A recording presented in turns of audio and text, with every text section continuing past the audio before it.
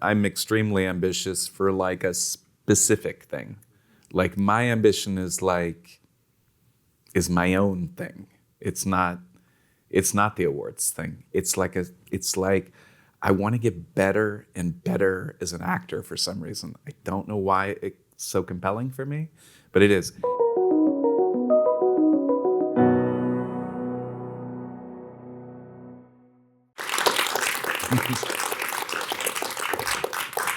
I love actors.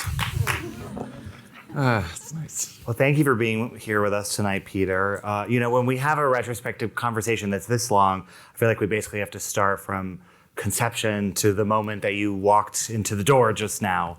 But I thought I would just back up and go over some of the accolades that you've been honored for over the years.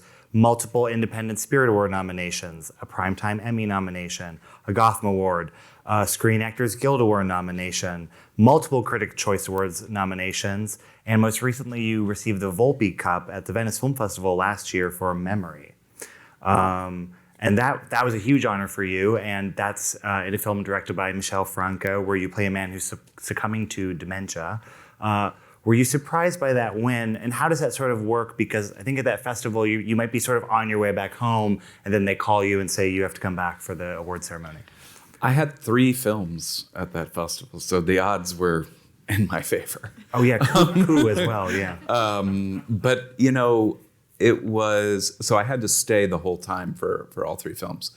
And I remember I was walking from one premiere to the premiere of Memory, and my director called me right before the premiere and told me, and I mean, that sounds like a lot of things, but I don't think of myself as someone who wins or gets nominated for awards. I think of that as something, it's just, I guess it's not in my mind. So when it happens, it's startling. But it also was really exciting. I mean, we all have like a little kid inside of us that wants to be rewarded with an award. Yeah. Well, you have over 70 screen credits, and on top of that, you've got numerous theater credits. Do you have a sense of that figure? Is that something you're keeping track of, or do you not really think of it in terms of numbers? 70? Over 70, yeah. My God. According to IMDb. It's funny. For me right now, I actually feel like I haven't acted in a while. But that's because I don't count my wife's movies. Because, like she was going to give me the job anyway. And I've only acted in my wife's movie, her new movie, The Bride, which she's editing right now, in the last year and a half. So I definitely, and I'm somebody who really likes to act. But we sort of take turns. And I think over the years, I've always wanted to act more. We all want to act more. I mean, the problem with acting is it doesn't feel the same if you do it at your house with your friend. Like you have to have the gun to your head. I mean, for me, it has to feel like, to me, I think of it almost as like being a baseball player, but being like the pinch hitter. And you come in, you're going to have 3 minutes up at bat. And either you're going to be the hero or nobody's going to notice. And so that's those are the conditions under which I perform best. And it's a shame because I have to figure out what to do with the rest of my time, as we all do. Well, I do want to zoom back to sort of the beginning of things, but you did bring up The Bride, directed by your wife, Maggie Gyllenhaal, and that's coming out in September of next year from Warner Brothers. So you have to gather that there probably will be some festival play for that movie. But I understand it's a musical, right? Or there's musical elements. No, it's not really. It's got dance numbers. And there's a little bit of singing in it, but it's like it's a movie within the movie where people are singing. No, it's more like a really, really intense romantic outlaw movie. Like think Bonnie and Clyde, or one of these movies where our heroes are crazy for each other and doing reprehensible things. Is there just my type of people I like to hang out with? Is there a lot of? I would imagine there's a lot of homage to the James Whale movies, right? Is that kind of what she's working with here? I don't know. I think Maggie has her own references that are actually completely different than mine. I didn't grow up with any musical theater. And I didn't even check out theater until I was maybe 19 or 20 in college. Maggie grew up in theater, musicals. She knows every musical. I always say my kids speak musical because my wife speaks musical, but when they're doing that, I have no idea what they're talking about. And so I would say the movie is really inspired by an aesthetic that is older, from the, I'd say 40s even, Yeah, so just to go back a little bit, you got your start at the New York Actors Studio, which was founded by, among some people, Elia Kazan, and that was in the early 90s. But before that, you were born on an air base in Illinois, and you were a graduate of St. Louis Washington University. It's all very confusing. Yeah, There's with English literature and history degrees. I didn't graduate. Okay, but you studied. You were and I studied with the Actors Studio in a program that was an offshoot in St. Louis. And Shelley Winters was, I guess, from St. Louis, or she told me she was from St. Louis.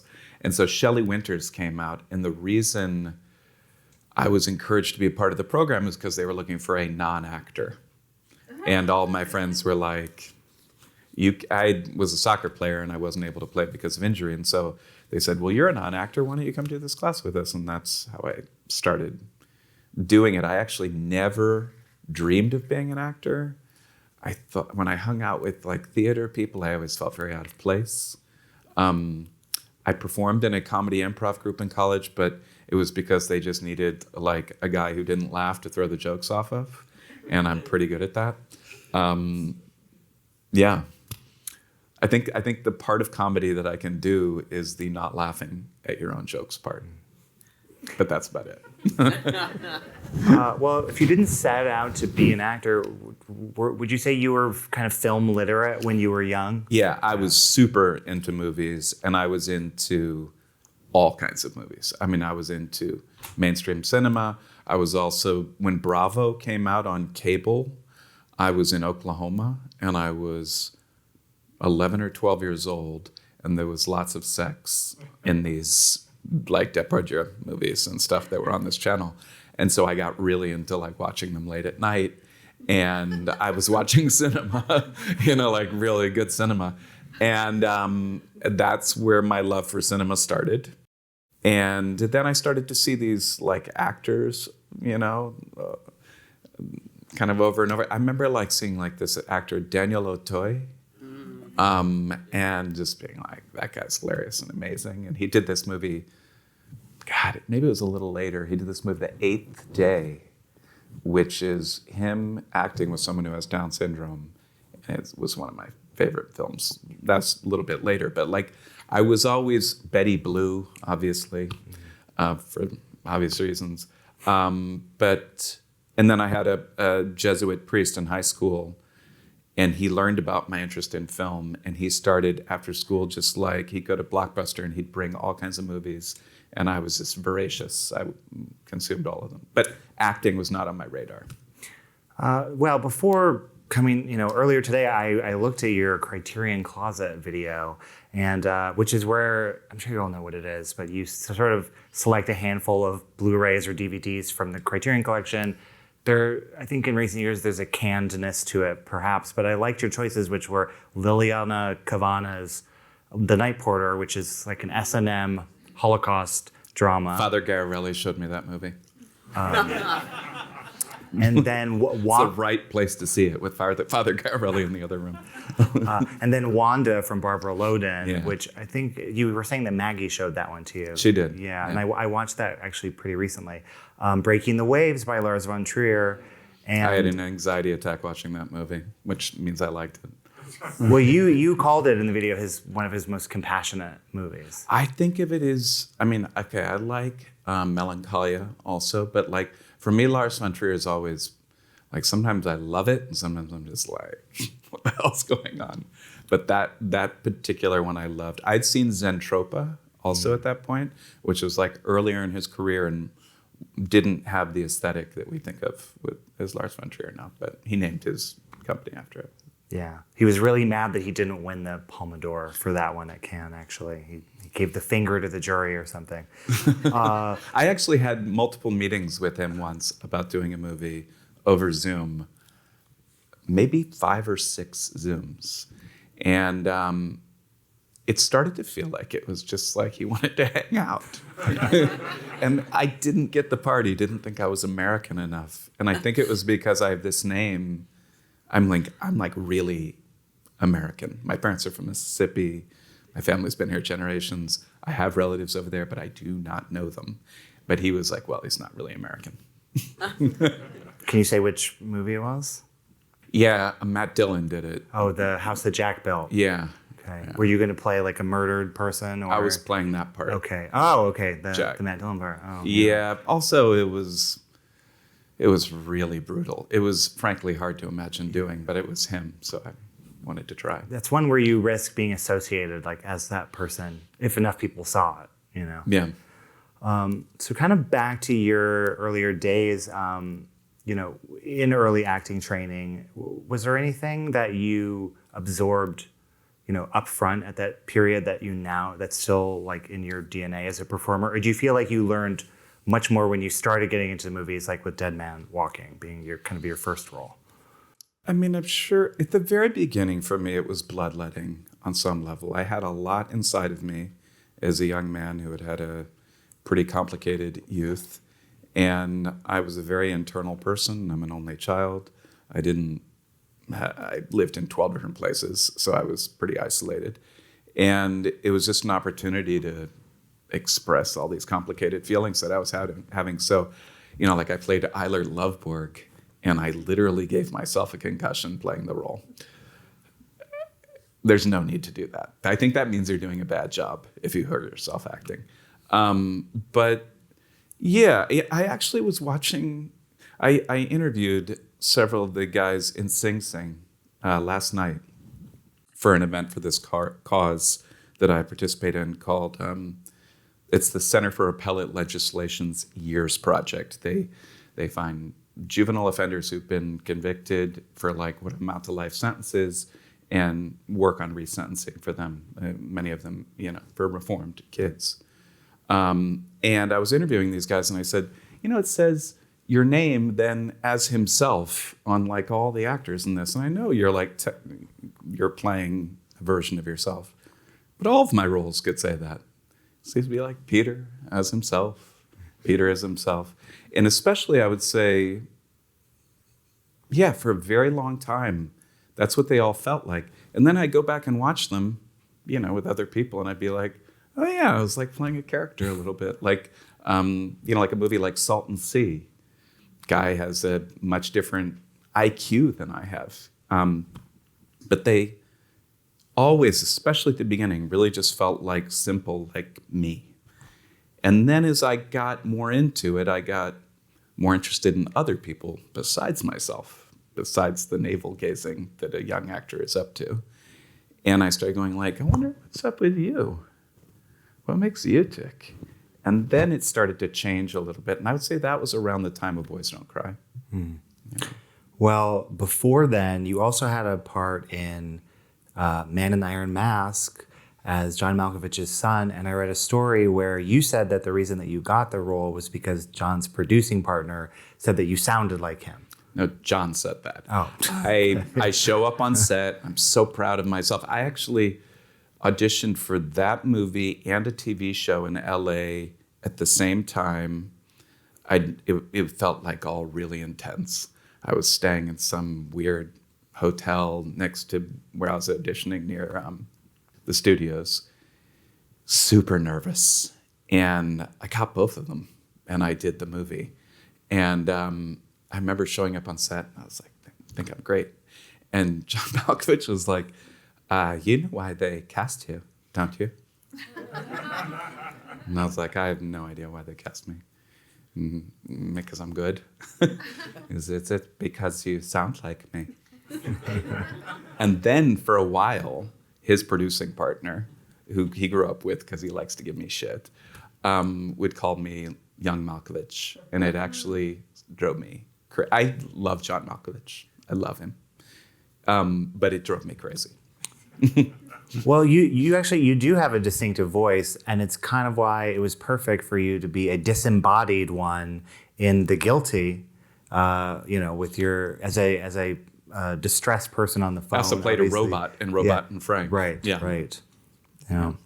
Well, you mentioned Boys Don't Cry, which this came out in 1999, which we all regard as this landmark year of movies because it was alongside American Beauty, wherever that lies in your mind. It has been reappraised by some people, or Magnolia, Eyes Wide Shut, all of these things. And this was also a big breakout for Kimberly Pierce as well. Universally acclaimed movie. How did you land that role? So my best friend for many years has been this actor, Eben Moss. He's in The Bear. He plays Cuz. So Eben was actually at Columbia with my wife. I hadn't met my wife yet, and this was a coincidence we figured out later. And we were both staying at the Sutton Place Hotel in Toronto. I meet this guy. We're both wearing Clark's Wallabies in the elevator. And then later on, we were both at a Mixed Master Mike concert from the Beastie Boys. So we were like, we're meant to be friends. I said, I have this audition. And he helped me. We sat in this hotel room and we put it on tape on one of those old, the way you used to do it. And afterwards, he was like, "You're really terrifying." And I had no idea. I was like, "Okay, why?" And he was like, "I don't know. It's working, whatever you're doing." So I sent it in, and she cast me off of a tape, which was pretty extraordinary since the part I was there for, I'd driven to Toronto from New York to get a part that they wanted to cast a local for. And I was like, I'll do it. And I was playing Samantha Mathis's lover in a movie. So I really fought for it, I really, really wanted it. And I also really believed in what the movie was about. Like, I just thought it was a great script about like just finding the courage to be yourself. I mean, it's about a lot of issues that really resonate today, about your sexuality and exploring whatever identity you want. But like, for me, when I read it, it was like, this is just about finding the courage to say, this is who I am. Well, I mean, in that movie, you played John Lauter, who was the real life killer of Brandon Tina, a trans man who murdered her in 1993 alongside an accomplice. But how do you find humanity in a role like that? You've spoken really well in other interviews about not putting a villain label on things necessarily. I just really, I think my strength is empathy, even amongst people that I don't want to have empathy for. That makes sense. Like I remember when, listen, there may be Donald Trump fans in the audience, but I remember when he first was getting into things and it looked like, wow, this guy's like a real thing, and first time through, I was like, I feel so bad for him. He's just got like this huge need. He's like a hungry ghost, this guy. There's no filling him. He's just like starving. It's driving me crazy watching him. He's like insatiable.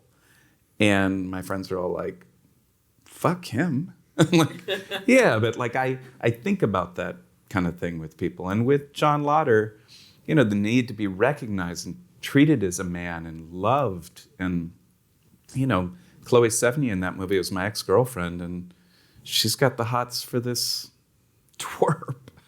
And it was so easy to feel that kind of rage. And also I had like an Iago in my ear, my partner in crime. And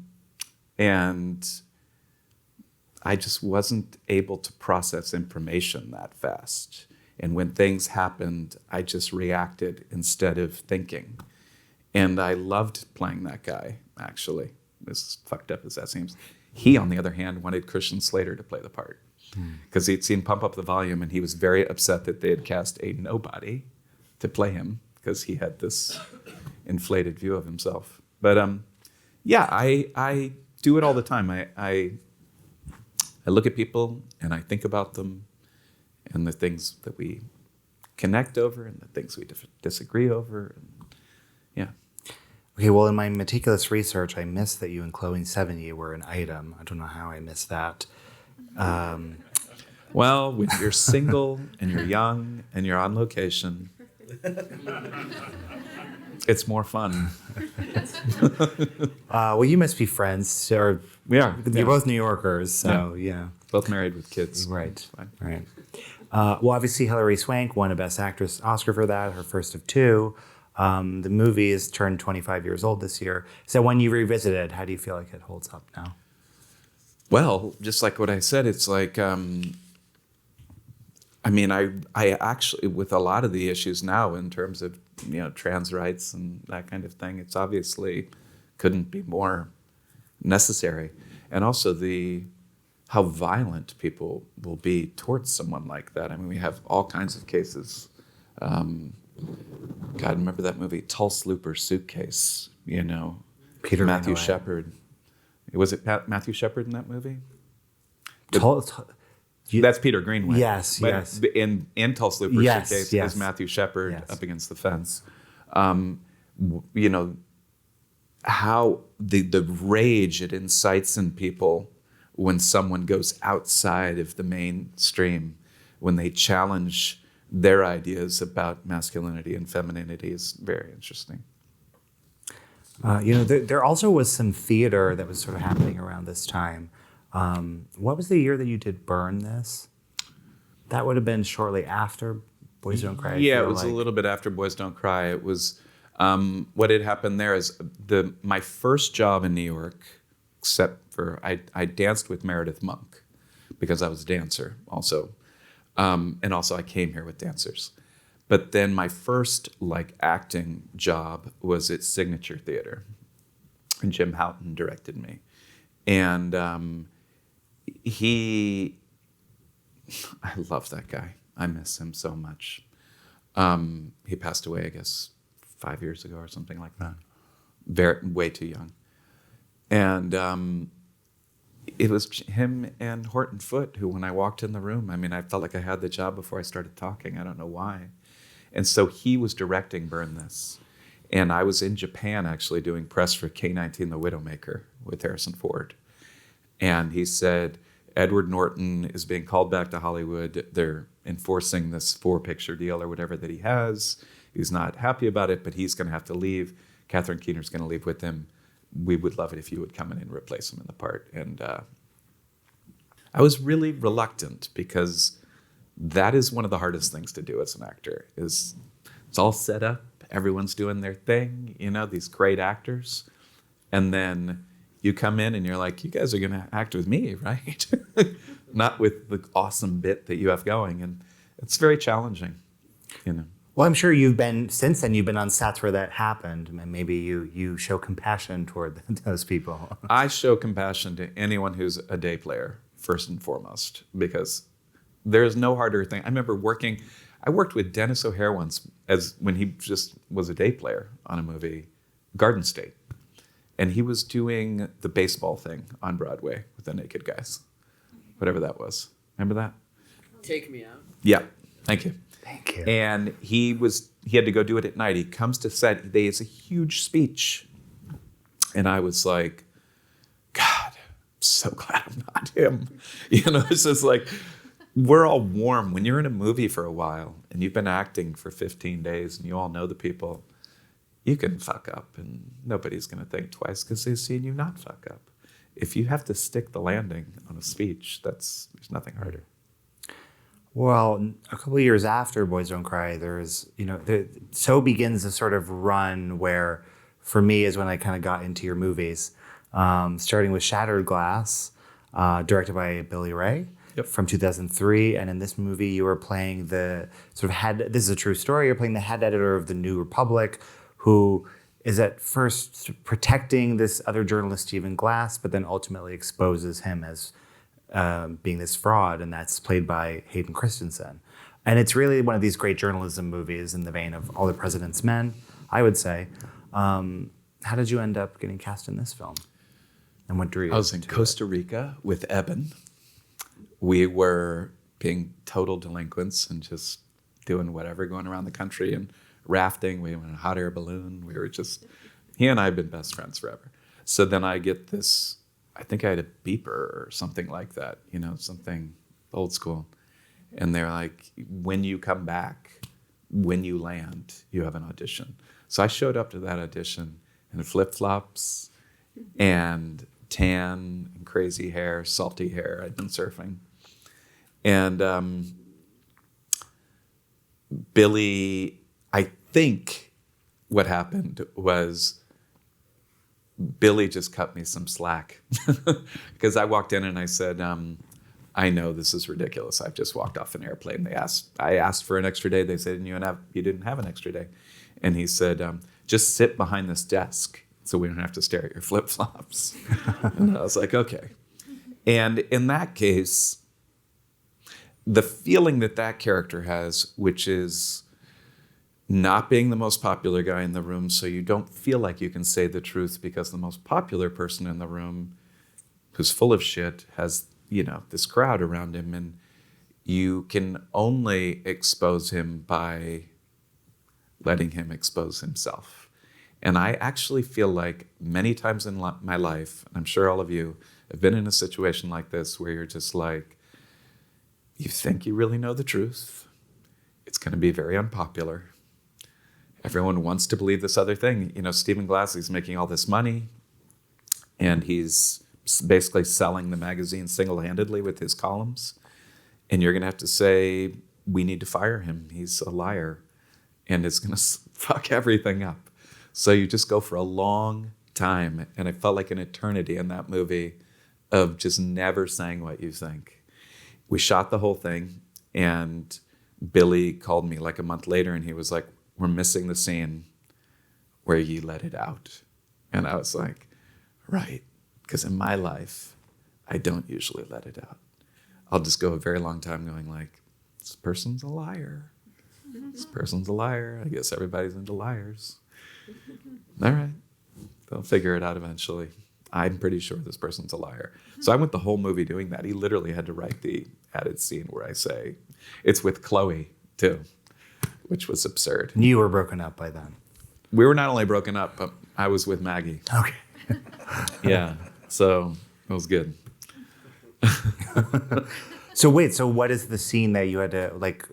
I turn on her. I mean, to me, it felt preposterous. I actually hated the scene, and I hated doing it because I was like, you want this scene where I turn around and I go like, here's the thing, like this scene.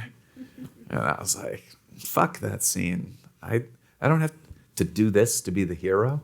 He was like, everyone wants it. So we went over it multiple times. I used to sit with Billy over the weekend when we were working. I would call him late at night. I would send texts with edits and different things I wanted to say and no. And, I would call him out all the time because he was just a writer. He wasn't a director. And I would say, you wrote this in a room. It makes no sense in this room. And so he was willing to sit and make it make sense every time. God bless him. And that's why it was a great partnership, Well, that scene is like, that's the scene where like in an award show, clip show, that's the one they show. I always hate those scenes. Yeah, but it's like they're laundered in there for that purpose. At awards show, several times I've been to an award show where I'm nominated and they show my clip. I'm like, that's my worst. That's like my worst scene in the movie. Let me pick the clip. Well, speaking of that, On the Road with Shatterglass, you were nominated for a Spirit Award, a Golden Globe, myriad critics awards from around the U.S. This was kind of your introduction, maybe, to that rigmarole or really being part of it. Well, Boys Don't Cry. What happened on Boys Don't Cry is I didn't know to participate in the award stuff on that. It was all very new to me, and so even though Chloe and I were. Whatever we were doing, she was going to a lot of that stuff, and I would be like, oh, is that something I should go to? And she kept saying, you need to hire a publicist. And then I looked at how much publicists cost, and I was like, you gonna pay for my publicist? I'm not gonna pay for, my whole salary on Boys Don't Cry was $6,000, because we made, minimum, we were making $2,000 a week or something like that. So that would have been like a month and a half with a publicist, maybe. So I didn't get into it on purpose. You know. Well, after all this sort of pageantry that I'm describing of these various awards for Shattered Glass, like Oscar nomination morning, were you kind of hoping that your name was going to get called, or were you not thinking about that? I don't ever keep track of what the dates are for any of that stuff. I know that it would get to me. It's just self-preservation. I'm pretty good at disassociating. I can just forget all about it. It's weird. Bugs people who are around me.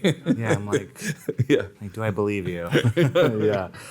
Okay, well, then after Shattered Glass came, of course, Garden State, which premiered at Sundance in, of course, January 2004. This is a movie that created, a writer created, based on this movie, the idea of the manic pixie dream girl, which is the Natalie Portman character.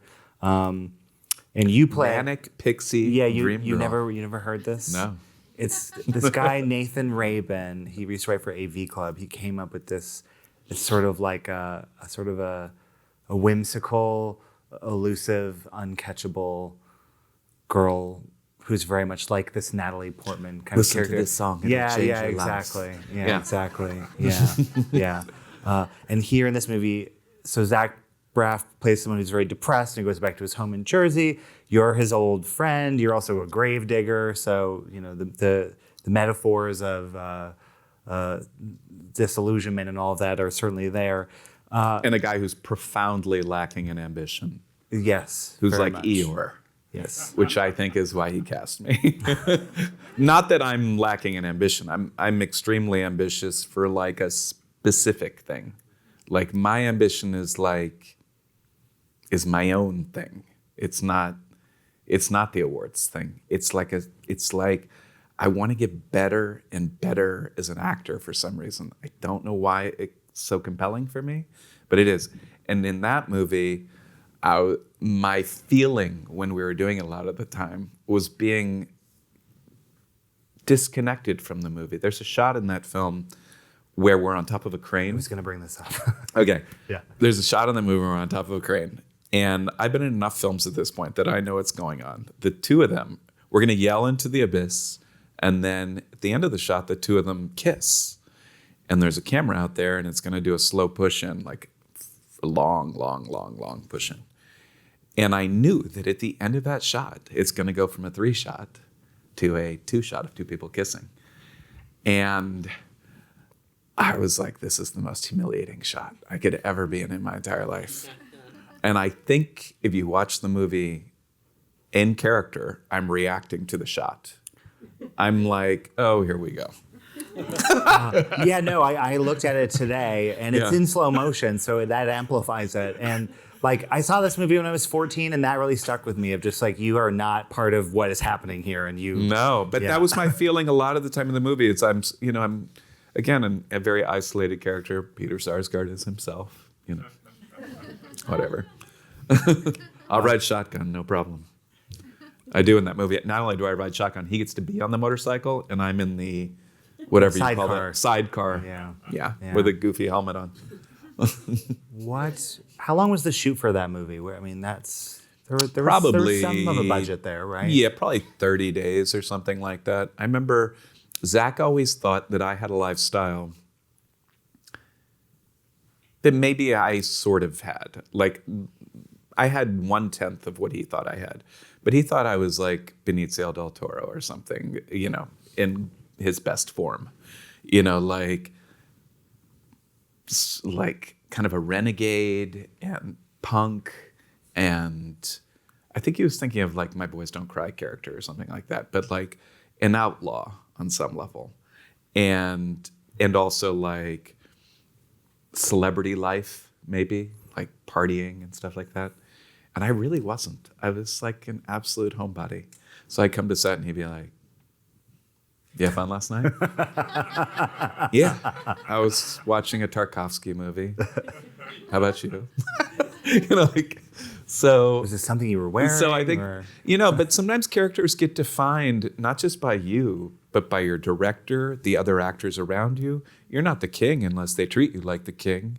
You're not the dirtbag unless they treat you like you're the dirtbag.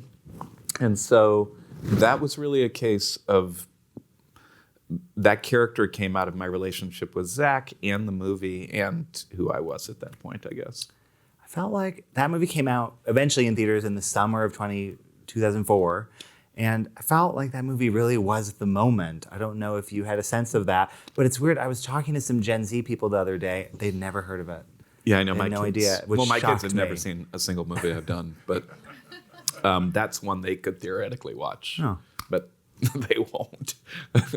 I think there's actually going to be a concert tour this coming year to celebrate the whatever number anniversary it is, and like the Shins and all those groups are going to play. Well, when you hear those songs like Postal Service, Iron O' Mine, is that Well, is he that gave me. transportive? Well, what happened is when he offered me the part, he also gave me this CD that had all the songs on it, and he said, "It's going to be a movie that's driven by this music," and I was like, "I bet it'll be a hit," So other than standing on that tractor or whatever it is, do you have another particular favorite memory from that movie? I think Jean Smart plays your mom in it. Oh my And God, I she is fucking really love funny her. at it. It's like one scene, but Jean it's so Smart great. needed her whole movie. Yeah. She said this thing about carbon monoxide detectors that she made up on the spot. Yeah.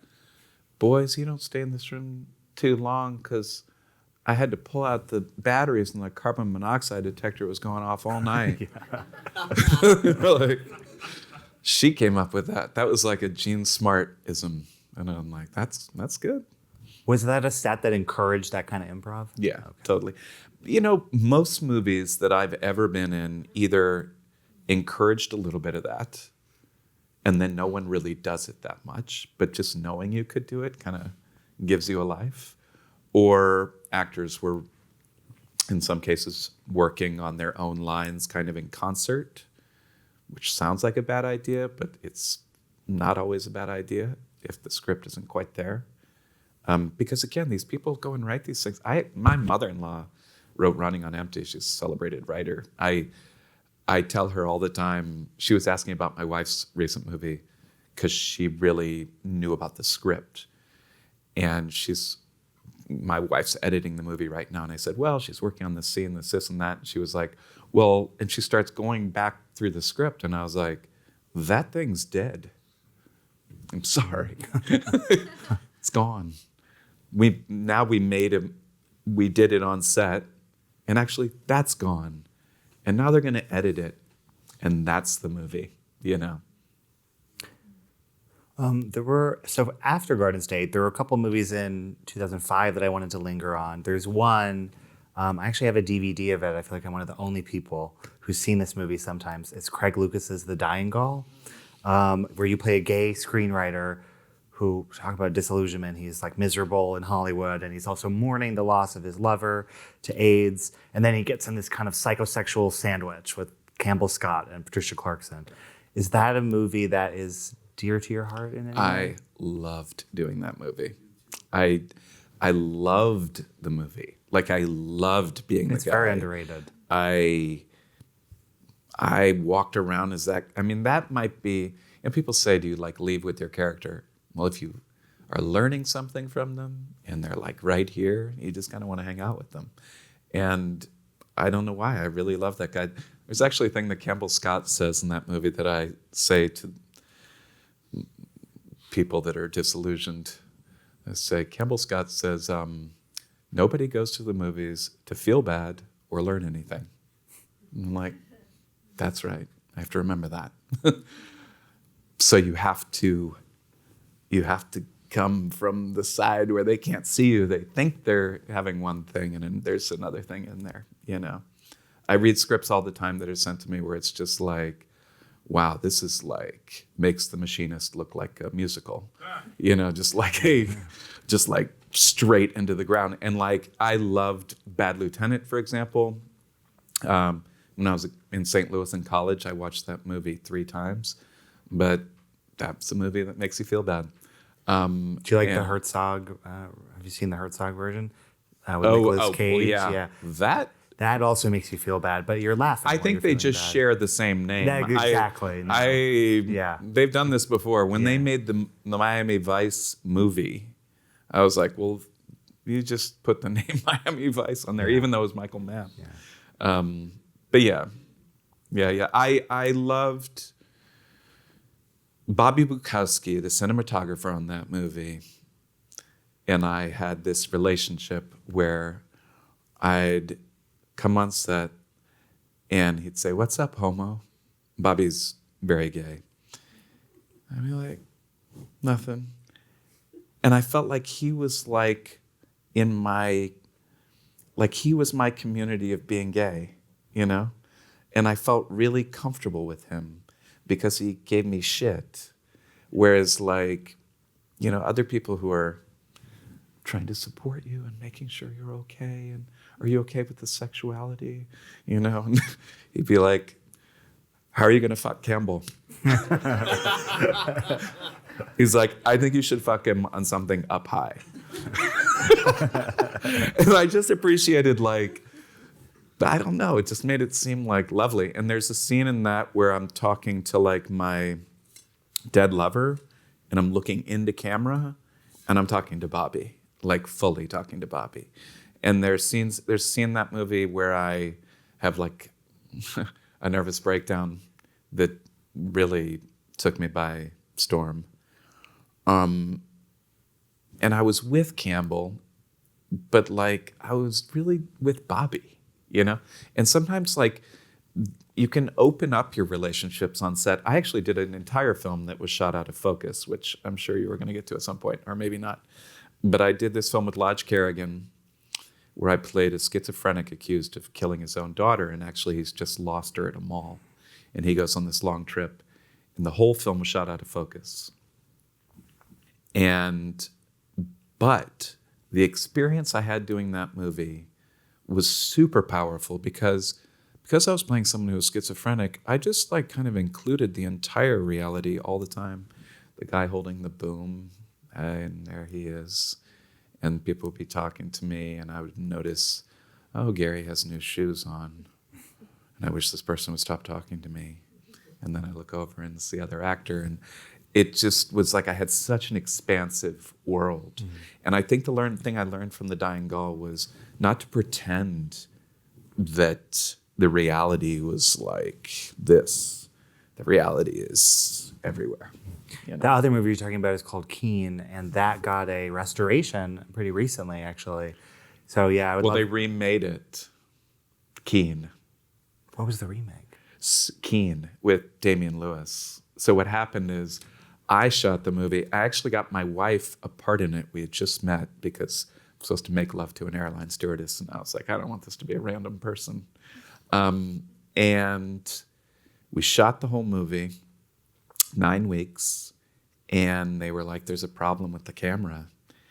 And Steven Soderbergh had produced it.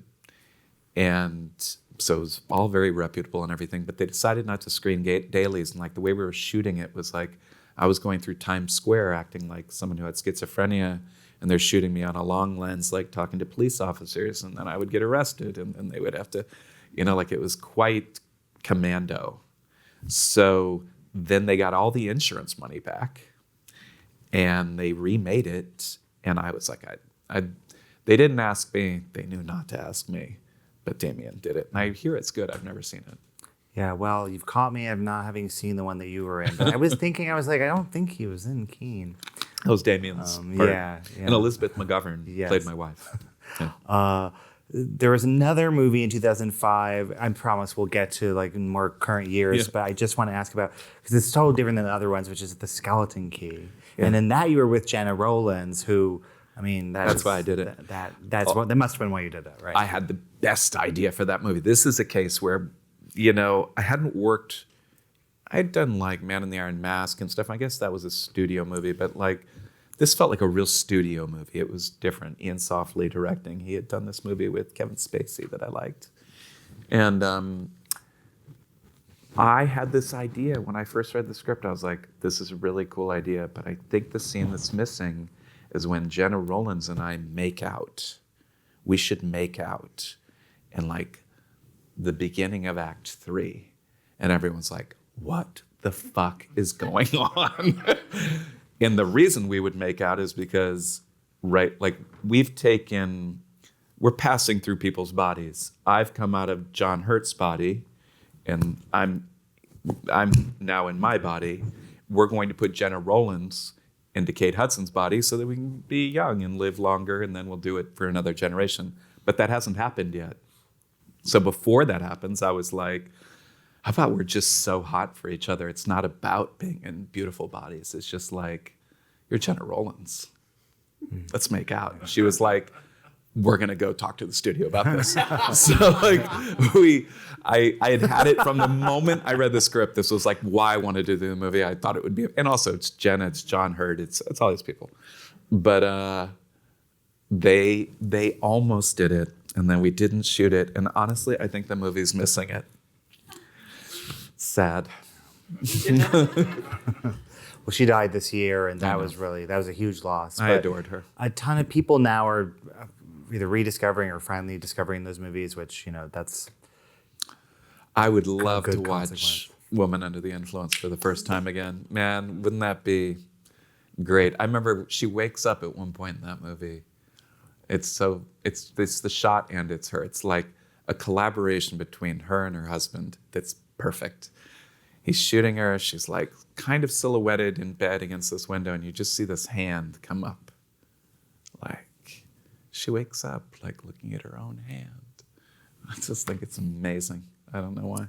Yeah, there's some posters that shot is on It was too. like, yeah, it's like one of the great images from that movie.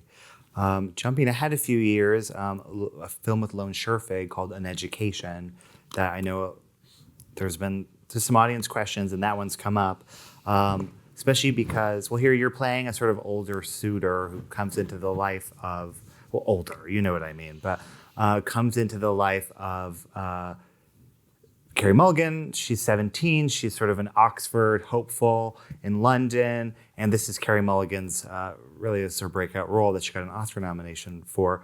What was it kind of like observing that and sort of being in her orbit as she's coming up? Well, that's an interesting story, actually. The movie was first going to be directed by Biban Kidron.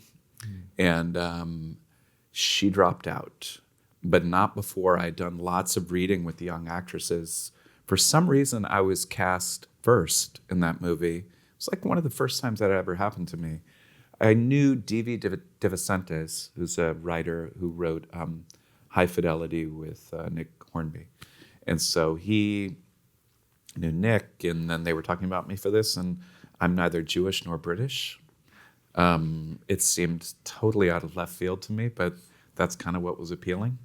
So I went and I read with all these different young women, and then Biban dropped out. And then when Lona came in, I had an idea of who I thought it should be from amongst those people. But I thought this would be really interesting to see who she thinks it should be. And we had the same person in mind, which was Carey, who had just done, I feel like she'd just done The Seagull. Yeah. And you've done a lot of Chekhov. And then after we did an Education, she said, Chiwetel Ejiofor can't do it on Broadway. We're looking for someone to play Trigorin. And I was like, you should ask like Liev, or I went through all these different people. And then they came to me, and I ended up doing that with her as well. Yeah, it's interesting because you've done at least like I think 3 Chekhov plays. You've done a good number. I'm a Chekhov maniac. Yeah, what's the? I don't mean what's the appeal there. Hilarious. I love Chekhov, but for you, what is the? I love it when dear to you? despair becomes comedy. I think that's like my favorite. It's like there's even, I mean, to me, Honora actually has a little bit of that energy at times where people are like, I mean, it's a home invasion. There's like serious shit going on. People are like, it's really high stakes. It's crazy. It's their lives, but you're laughing. and I think that's healthy. And at the end, you might be crying as well because it does. Yeah. Drops the emotional hammer a little bit. Yeah. I really liked playing the doctor in Uncle Vanya. Well, another one I wanted to ask you about was I'm sorry, I have to admit I haven't seen this movie. You played a villain in Green Lantern. Oh, yeah. So they didn't show me what my prosthetics were going to look like until after I was cast. I'm just going to say that right now. And when they showed me, no joke, look it up in your phones afterwards. It's like a head over my head, like this. And it's Louisiana, it's New Orleans, it's summer. It's madness. And everyone was in a bad mood because the movie, I guess, wasn't going well, but I didn't know how to judge one of these kind of movies in terms of it going well or not well. It did seem like it wasn't going well, but I thought that that's because of the kind of movie it was. You know, like nothing felt spontaneous or amazing. I did get to kill Tim Robbins in that, and that was nice because he had given me my first job. And you I got thought of killed him in as, that movie, so. yeah, I thought of him as like a boss. And I'm close with Tim Robbins. He's like was lovely to me on my first movie, and invited me to set every day. And I watched Sean Penn and Susan Sarandon do those scenes every single take of every scene in that movie. And I learned how to act doing that. So it was just nice to kill him in the Green Lantern. And so on Green Lantern, did you spend a lot of time in front of a green screen? Did you like that? I had gotten very, very thin because I was a runner for a long time, and I was running insane distances with my friend Scott Jurek, who's like America's greatest ultra runner, and we were running like 50Ks and stuff. So I showed up like nearly emaciated with this big head and stuff. I had them shave my head because I wanted a receding hairline. I'm just making choices like randomly at this point. You know what I mean? And it was a learning experience. It was more like the reason I did the movie was not for the right reason. You know, I did the movie because everyone told me you had to do one of those movies. And I thought, oh, this one will be perfect because you won't see my face. Well, you never did it again. I never did it again. No. Some people go back for more. I'm not going back for more. Shortly after that, one, of course, I have to ask you about is Blue Jasmine. What is it like? On most of your scenes in that movie, you share with Cate Blanchett. Yeah. What is that like? I mean, that's got to be a tour de force in real time.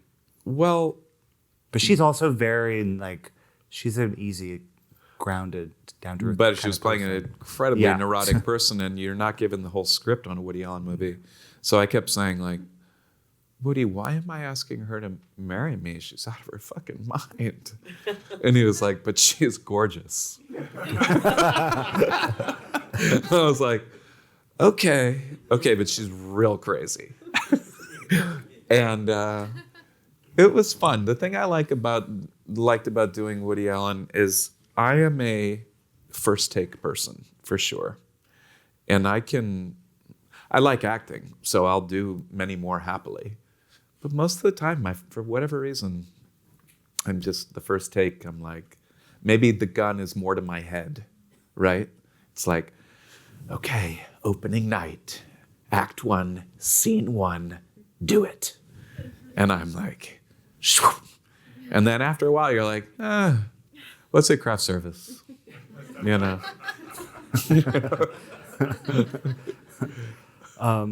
Not too long after that, then you played RFK in Pablo Larraín's Jackie. Is that a movie where, it's like when you watch that movie, it's this sort of heightened surreal fever dream, as all these Larraín movies are, Maria being one of them that's coming out now. Are you aware of that as it's being made? Yeah, it feels really weird to be in his movies. Like you have to create your own reality because the reality of the film is being created by the camera. So in the room, you're kind of like, it feels strange. People are interacting in strange ways. I remember him at one point telling me to improvise about the Bay of Pigs. And I was like, you're not allowed to do that. Like, I can't say stuff that Kennedy didn't say about the Bay of Pigs. Like, that feels crazy to me. And actually, when we when he first offered me that movie, I sound like somebody who always says no. But when he first offered that movie, I said no.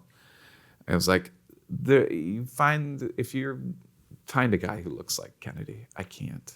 I have too much respect for history to play Kennedy.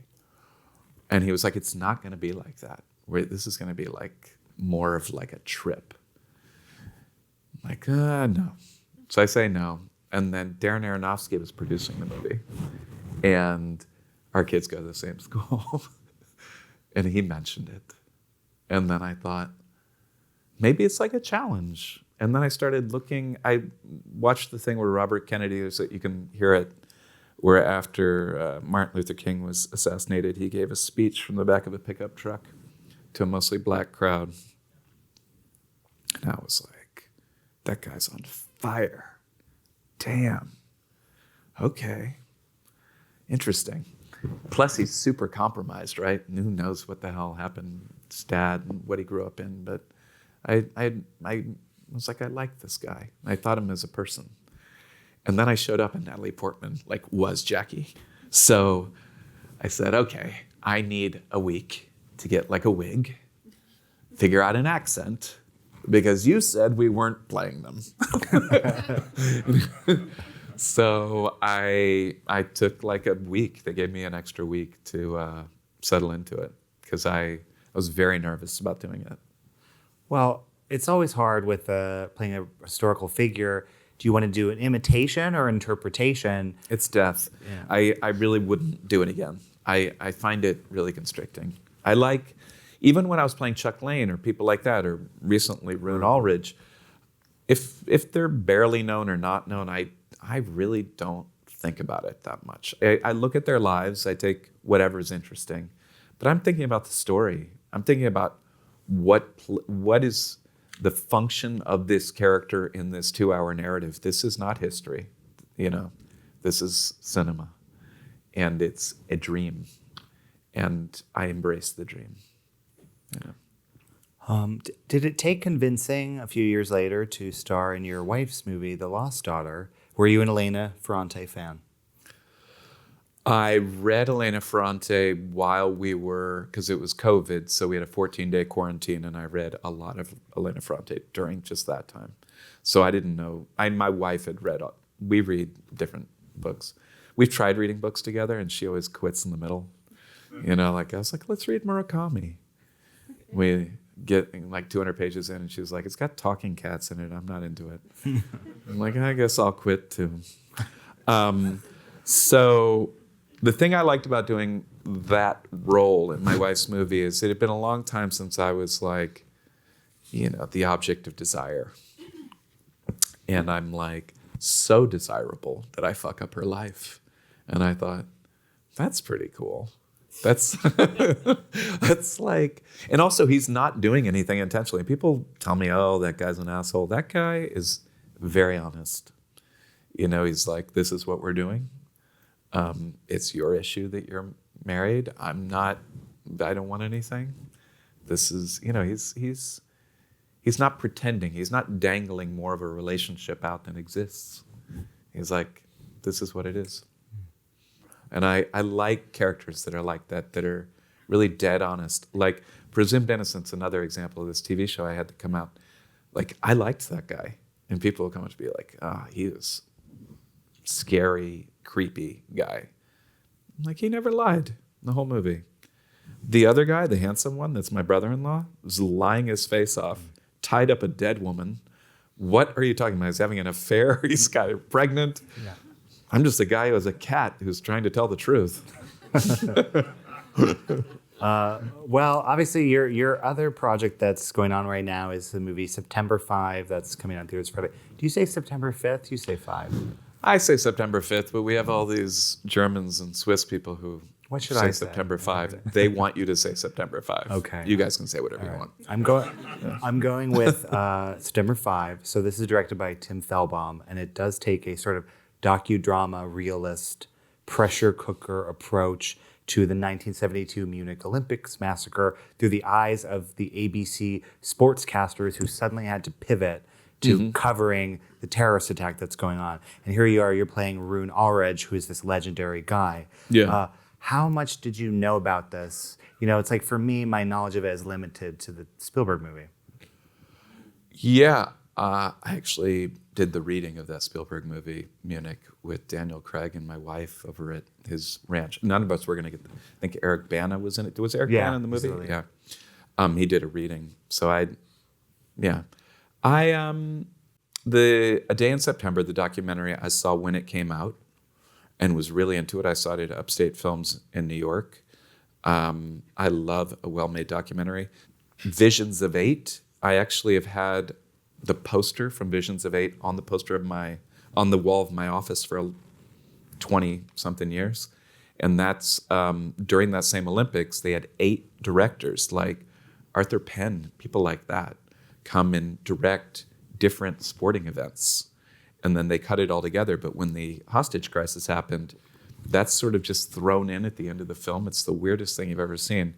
And what I think is interesting about this film, and intrigued me when they gave it to me, was while this hostage crisis was going on, people managed to still watch boxing and swimming and cheer and get upset. And I just think that that's a really interesting human quality, that it's how we're able to survive now, right? Like, you open up your phone in the morning, you're like, oh my God, all the dead people and all the tortured people. I want an omelet. What are you gonna have?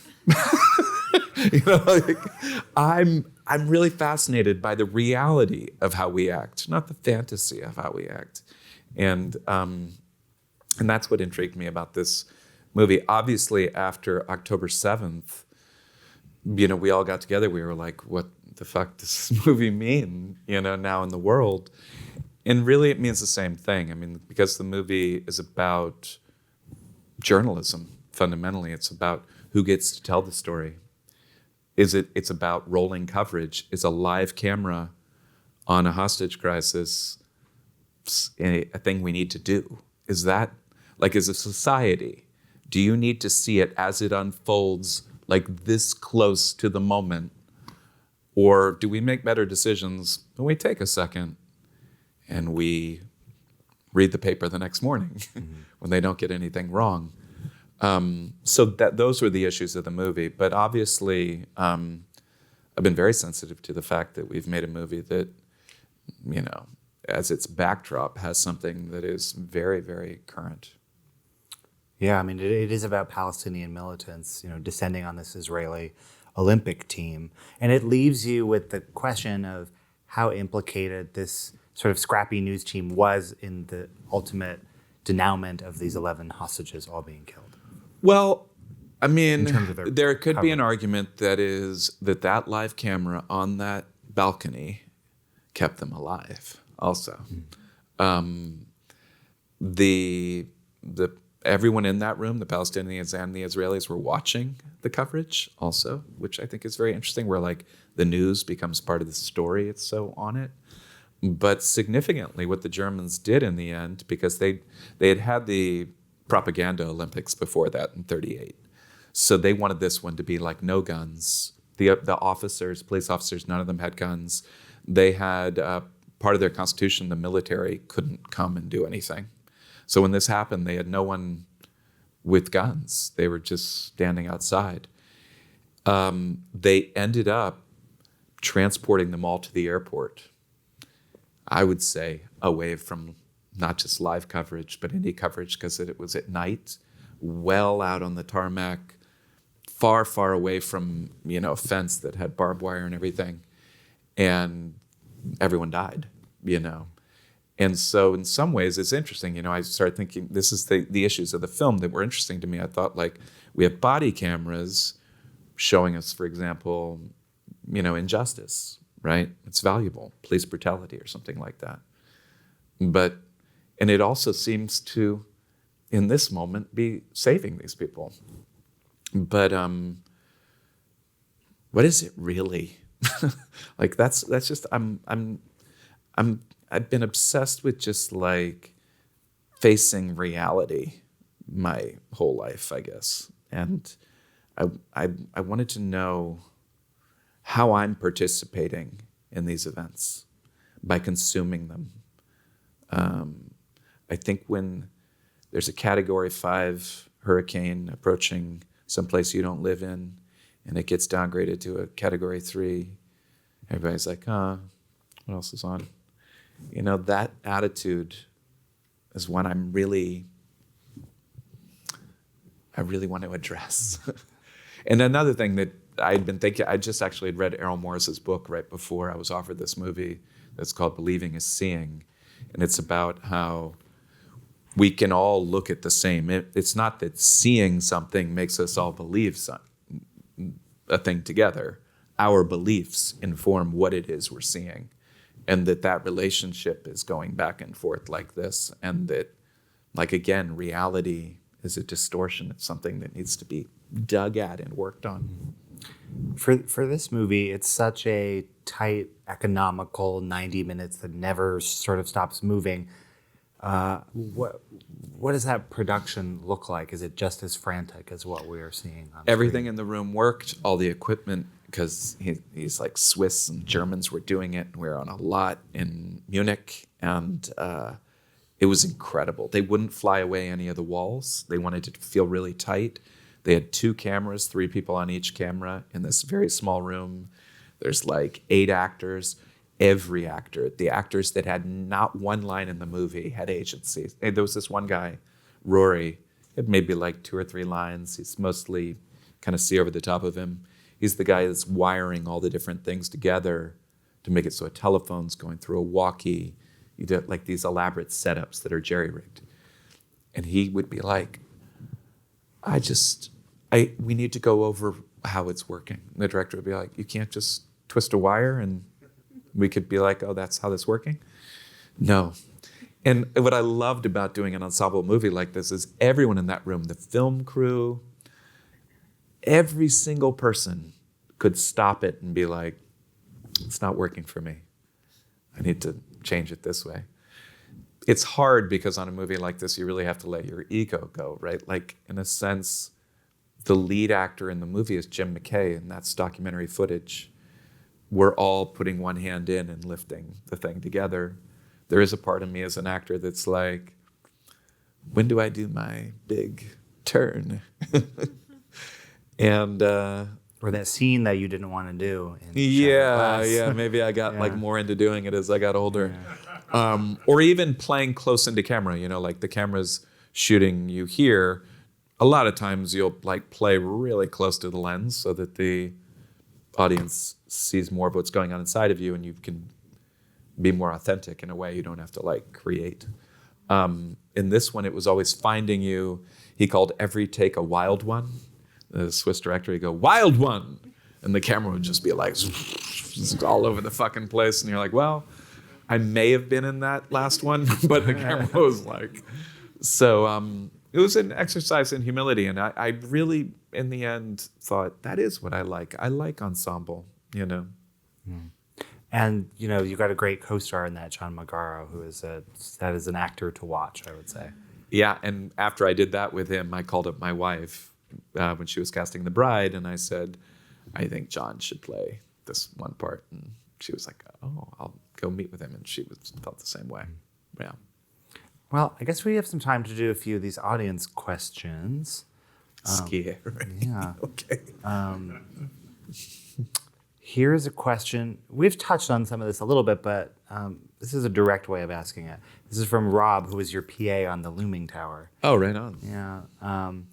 What have been some of your favorite roles? I liked doing Memory a lot. That's, I think they're all going to be kind of recent ones. I really liked doing Memory. I loved that character. I felt like I used my full self as that guy. So Memory, we mentioned The Dying Gaul, that was definitely one. Hamlet, but here's a caveat about Hamlet, is the person who likes Hamlet the most is the person playing Hamlet. And everyone else is there to support them in their quest to play Hamlet. So that one was for me. And you never get there, also. No, actually, there was a question here about The Dying Gaul. Wow. Yeah, so I'm not the only one. That's encouraging. Yeah, That's nice. we'll get to that one. But what was the best piece of this is a question from Tom. What was the best piece of business advice you've ever received? I mean, it's pretty obvious. Like, when I first started making money, I got a guy who was doing my taxes because it was complicated working all these different places and everything. And he was like a money manager. And I'm pretty conservative with money. I don't like buy a lot of things. But he said, always put yourself in a place where you can make the artistic choice and not the money choice. And I did that right up until when I had kids. But when you have children, well, it all changes. But Green Lantern. That was what's that? Green Lantern. Green Lantern, yeah, exactly. Actually, the movie I did right after my kid was born was Orphan, which is a horror movie, and I was like, I did it because I needed to go out and kill a caribou and bring it back. That's what I felt like. So that's very obvious advice, but I always assume, when I finish a job, if I don't have another one, I give myself a year to find another one. I try to live off of that for a year. Orphan's a good one. Critics were kind of hard on that at the time, but it did pretty well, and now everybody loves that. They did a TV show. Which is the right answer. Yeah. Yeah. And Here's a nice one from Liam.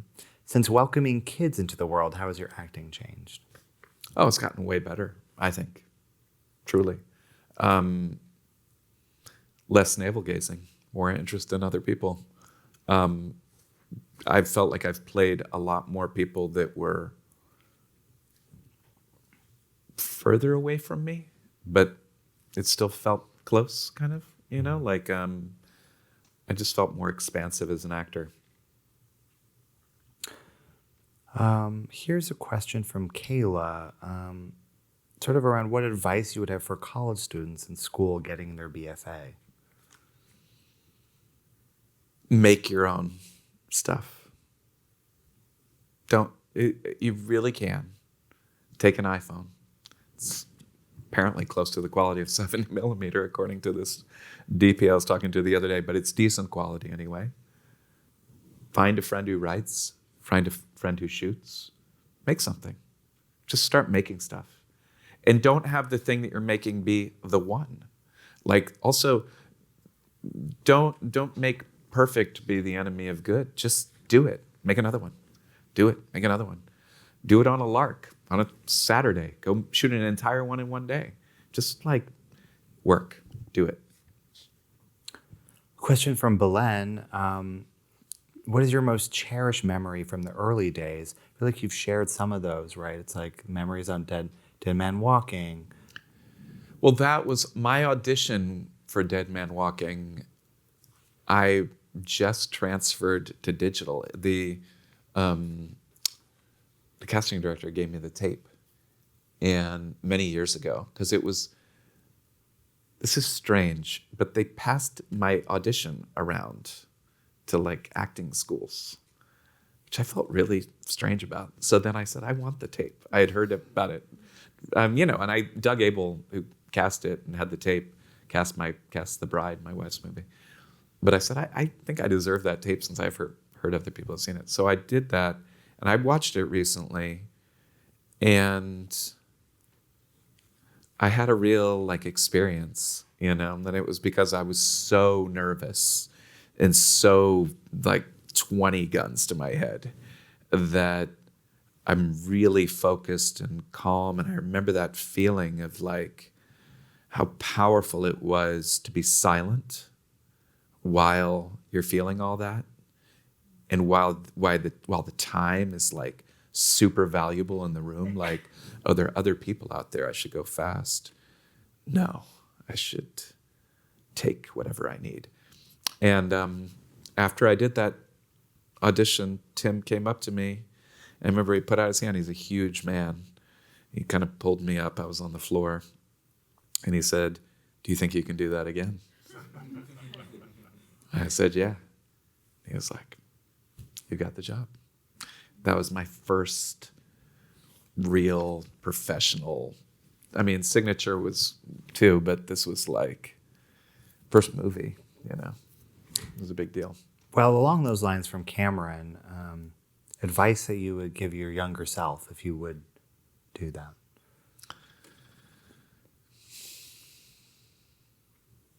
Would your younger self be susceptible to the advice, you know?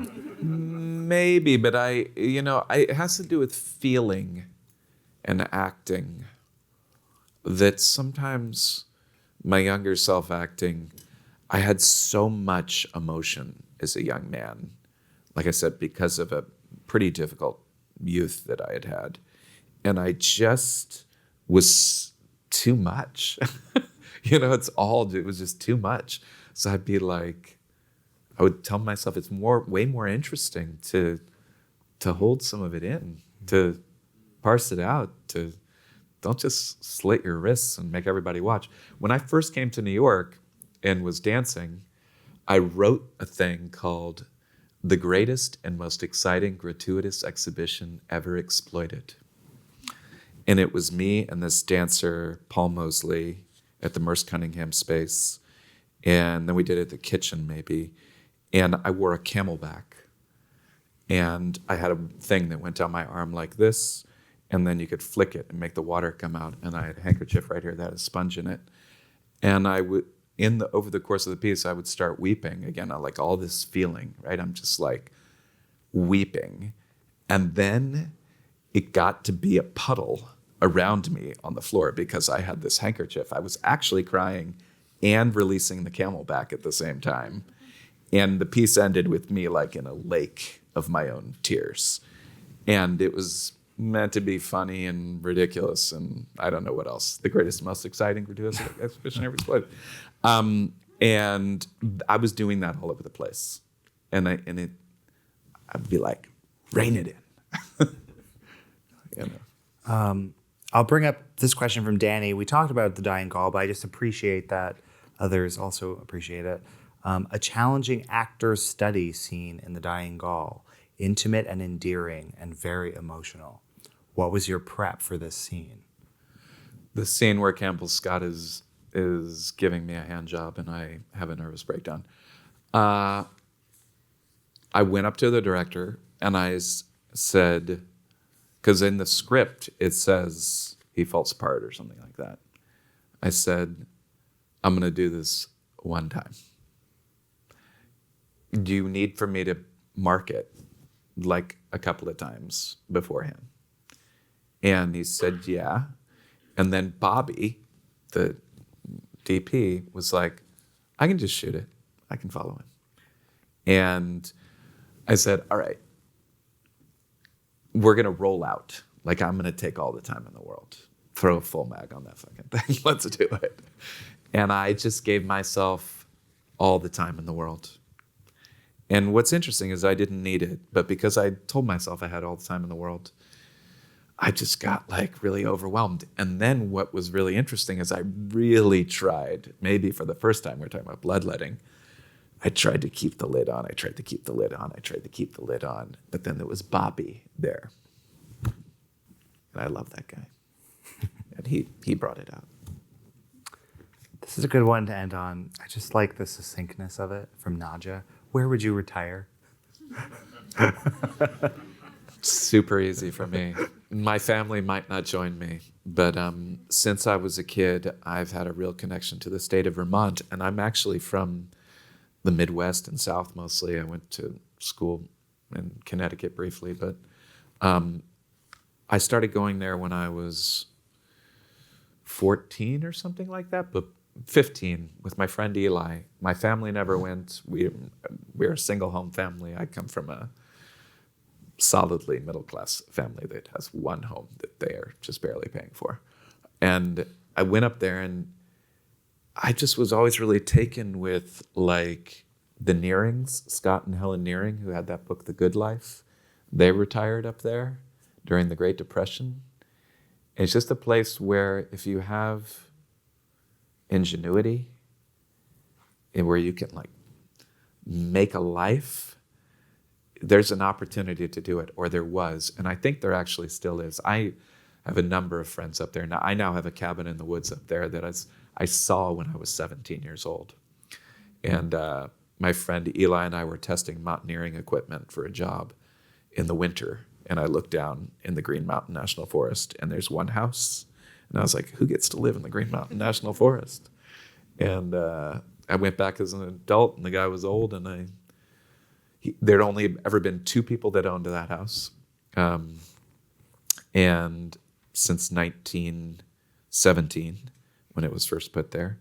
And I bought it from this guy, Chip Stokes. It was like 85. And the problem with the house is, like, if you have a medical emergency, you're dead. I mean, there's no, it's going to take forever to get out of there. It's national forest gates and miles of forest roads. So I think right there is where I would go. Well, on that note, thank you so much, Peter, for joining us. Thank you, everybody. Thank you.